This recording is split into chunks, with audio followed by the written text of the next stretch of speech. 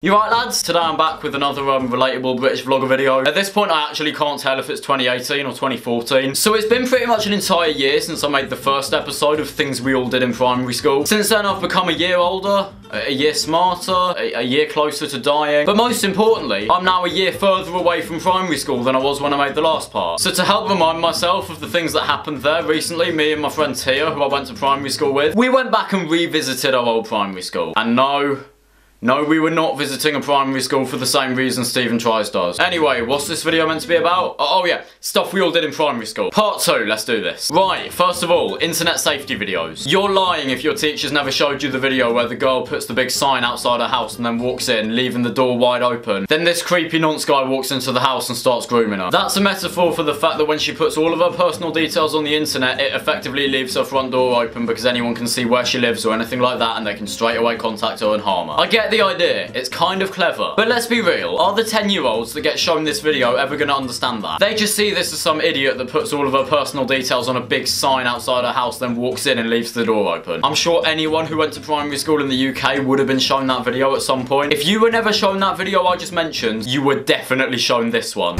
You see, I believe life should be all about having fun. That's why I love the internet so much.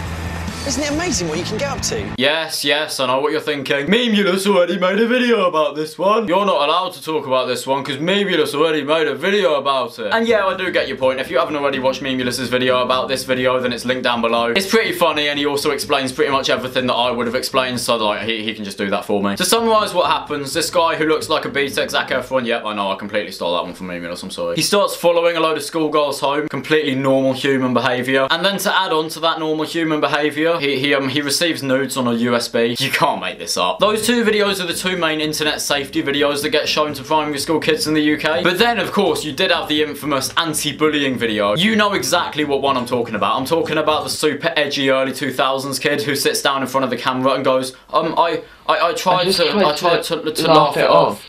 But it just went on and on. Right guys, so I'm just editing this video now and I'd like to clarify something. I'd like to make it very clear that I'm not taking the mick out of bullying in this bit. I'm taking the mick out of this video and its attempts to stop bullying. Because come on, this video never actually did anything to stop bullying. After watching this back, I realised that to some people I might come across as very insensitive in this part because I'm talking very lightly about bullying, which is obviously not something to be taken lightly. So I'd just like to make it very clear I'm taking the mick out of this particular anti-bullying video, not bullying as a whole. I'll shut up now, enjoy the video. Honestly, his acting at the start should have been given an Oscar. He then sits down at a table with all of his friends and shares an earbud with one of the girls, but then they all just get up and leave him there. And then the rest of the video is just a compilation of him getting bullied while the background music goes, and everybody knows. Everybody knows. It hurts to grow up. It's one of them things that just sticks in my head. Like sometimes when I'm trying to sleep at like 1 in the morning, suddenly the image of all those kids jeering on a bus comes into my head and I just hear, and everybody knows. That video isn't even a primary school thing, that's just a school thing. Right, moving on now. This is very much a primary school thing. The teacher would get given the register from the office, they'd tick everyone's names off, and then they'd pick a random person to take the register back to the office. Now, if this was you, if you were chosen to take the clipboard back to the office, you were the coolest kid in school. You got to get up out of the classroom, walk over to the office, give the office woman the clipboard, and walk back. And then that was it, and then you just got on with your day like any normal person. But you weren't a normal person on that day. You were the coolest kid in school because you brought the register back to the office. Unbelievable scenes if that was you. You know something else that everyone did in primary school, specifically the girls? Like all of the girls in primary school would walk around doing this to everyone. They would walk around with one of these. If you didn't know how to fold a bit of paper into one of these, then I'm sorry, but you weren't cool. You just weren't. They'd come up to you with one of these folded bits of paper and go, oh, pick a colour. Now pick a number.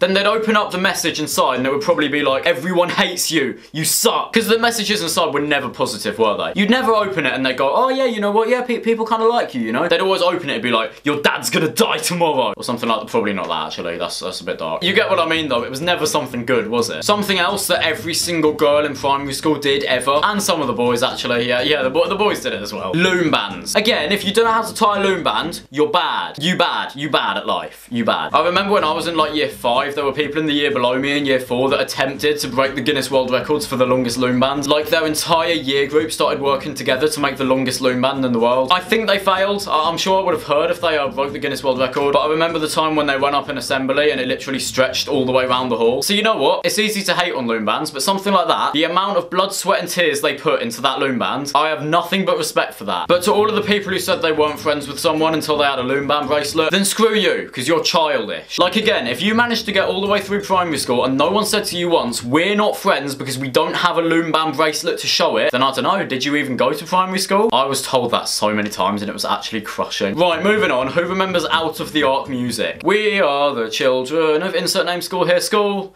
We take the pride in the things we do. Those songs will stick with me forever. Wake up, give yourself a They do stick though, like, don't lie, you know every single word to those songs. The earth, it keeps turning, everything around us is moving along. I find myself saying this after every single thing I talk about in this video, but if you don't know what I'm talking about right now, you didn't go to primary school in the UK. This is an important matter, how we should behave at school, we will get along when we obey the rules. Some of those songs I understand. I understand why you'd make a bunch of 8-year-olds sing them. But conkers, what purpose does that serve? I'm trying hard to find the biggest.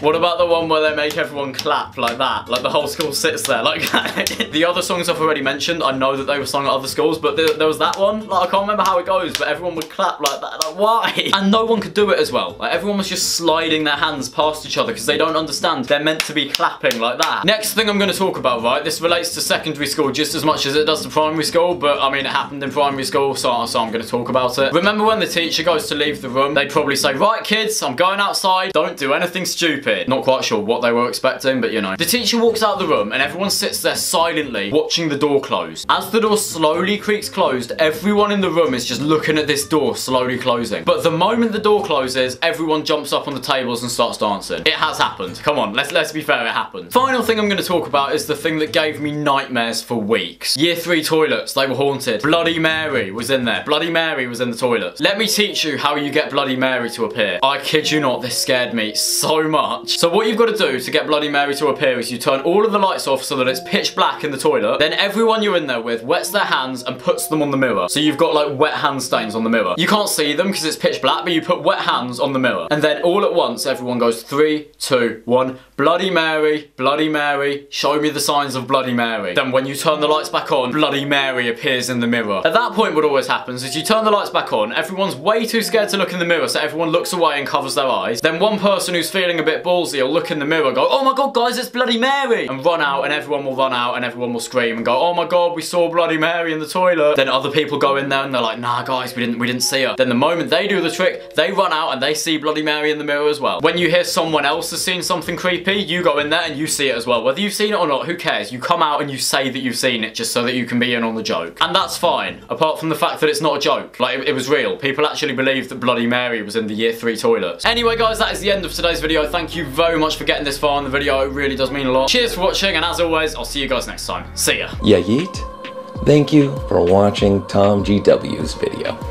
Please, subscribe for more clout, but only if you have a big wang.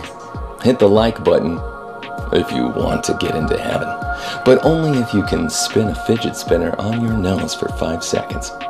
Follow all the socials linked down below if you want to become a disciple of TomGW. Goodbye. See you in heaven.